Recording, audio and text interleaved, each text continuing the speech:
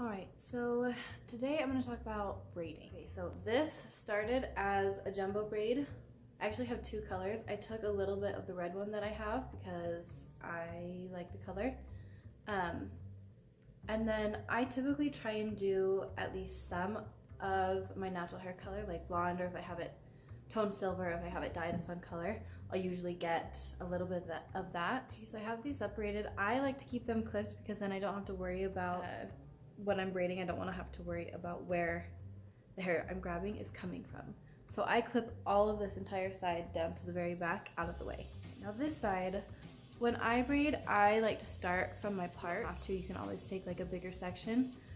The wider the section you take though is, your braid is gonna start from the center of it. So I don't want to start here. I'm starting like up here, a smaller section. But the center of it is still the front of my hair. The way I like to do this is I'm gonna put this in front because I like to see this loop when I am done with the braid. I'm not gonna split it into thirds. I'm just gonna tuck these in and loop it in with the section of hair that I've grabbed here and a section that I've grabbed here. And these are gonna go underneath this center piece to start. Both of them have gone underneath once. I'm gonna tuck this under and take a section of this hair, about a third of it, and just separate that out so that it's in my piece of hair, not the synthetic hair. And I'm do the same thing with the other side. Okay, so I've made it to the back of my neck. These little pieces I'm not gonna worry about. I'm actually gonna use these to help keep this braid in, and I'll show you how to do that in a second. But now what I'm gonna do is the braid is gonna sit the way you hold it while you're braiding. So I'm not gonna keep it back behind my neck because I don't want it to sit there. I like my braids to come forward. And I'm also gonna make sure that it's flat against my collarbone because that's how I want it to sit. And then these pieces I have here, I'm actually gonna pull them through my hair because it helps tighten the braid to my skin, and these I'm just gonna pin down when I get around to it after I'm done with the other side back. Same thing with some of these pieces that fell out in the back, that's totally fine. I'm just gonna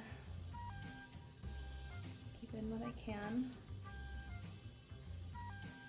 Use pins for the rest.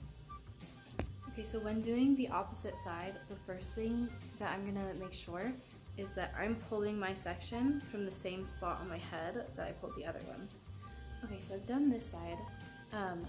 This is really thick because I used a lot of hair. It's also harder if you use more of the extension hair. I like a more exaggerated look because I'm super extra, but these little pieces we're gonna address now.